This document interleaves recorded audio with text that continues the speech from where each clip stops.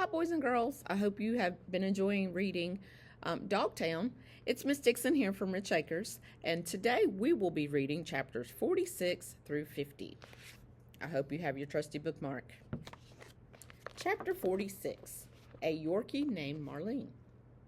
It was a wild week. First, there was the Quinn fiasco.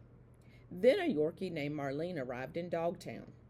Marlene had the worst case of boohoos I'd ever seen. It's tough to get used to a shelter when you've been as pampered as she had been.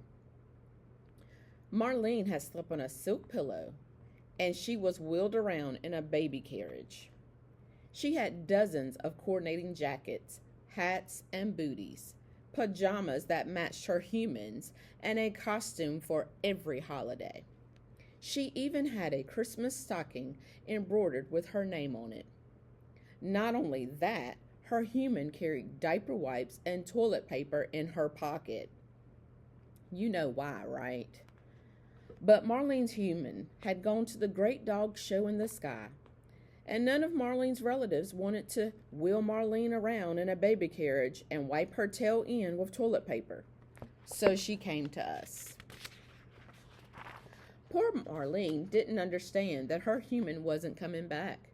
She kept telling us how sad her human must be without her. Then Bill, the beagle, told Marlene about the telephone pole signs. After that, all Marlene could talk about was the sign she imagined was out there. Missing, adorable Yorkie named Marlene, last seen wearing a leopard print beret. $1 million reward for her return. According to Marlene, every phone pole in the entire world had a poster with her picture on it. There was simply no convincing her otherwise. Chapter 47, The Boohoos Don't Last. Even without her berets, Marlene was adorable. In less than a week, another lady with an empty baby carriage came through Dogtown, and Marlene had a home. Dogs are resilient. We get over stuff. There's always another bone to find, another ball to chase, another human willing to buy you a leopard print coat with matching booties.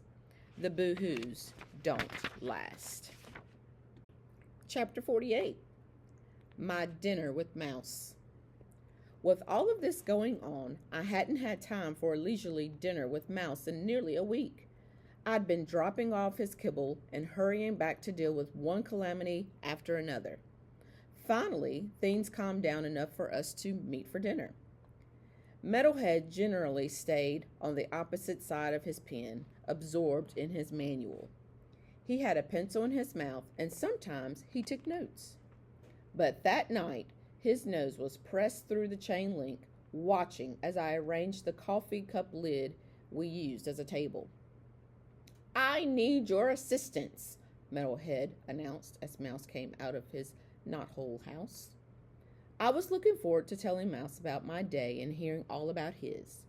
But I knew Metalhead wouldn't leave us alone until we let him say his piece, so I nodded that he should continue. "Could you please procure a leash for me, Chance? The small size they use for toy dogs like Marlene. The little guy," he pointed with his nose at Mouse, "will carry the leash handle and place it over the latch there. Then I will grasp both ends of the leash with my teeth, pull down, and the latch will open." What he was asking for was easy enough to do.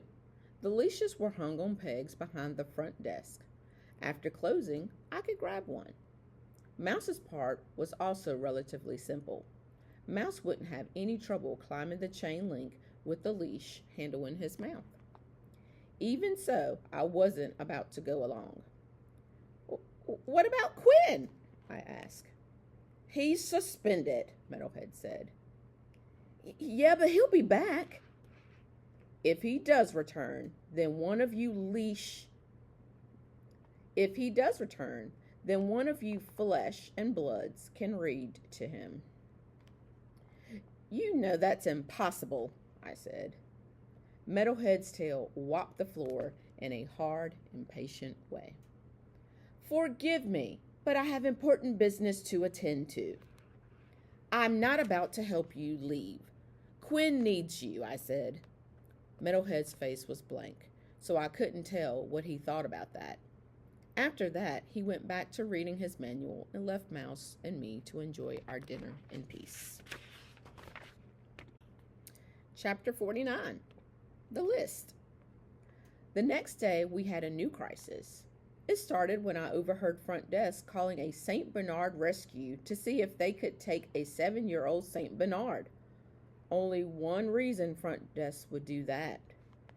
Geraldine's name was at the top of the list. Of course, we had protocol for that sort of thing. First, the big bark, then the group howl. We hoped our voices would make a difference, at least buy the big dog a few days. But management wasn't swayed by the big bark or the group howl. We'd used them too often. That's not to say that management wasn't fond of Geraldine.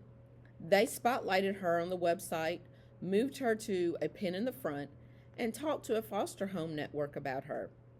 When none of this worked, management began calling her dog-loving friends. Like I said, all of us dog-towners loved Geraldine. She had a way of giving you a nuzzle just when you needed it most. I was beside myself, wondering what to do. First, I hopped down to the basement to get Mouse. I wanted him to confirm that Geraldine was number 1 on the list. It looked to me like she was, but we had to know for sure. Chapter 50. Robots don't get ideas. When I hoppity-hopped by Meadowhead's pen, he had his nose in his manual again. He hadn't showed any interest in Geraldine, so I was surprised when he asked about her. I understand Geraldine is experiencing some difficulties. Yep, I said. I have a solution for this predicament. That should have been a clue right there. Robot dogs don't get ideas of their own. They're programmed to do what humans want. But yesterday, Meadowhead had proposed his own escape plan, and now he was claiming to have a way to help Geraldine. I didn't believe it, and I wasn't going to take the time to listen.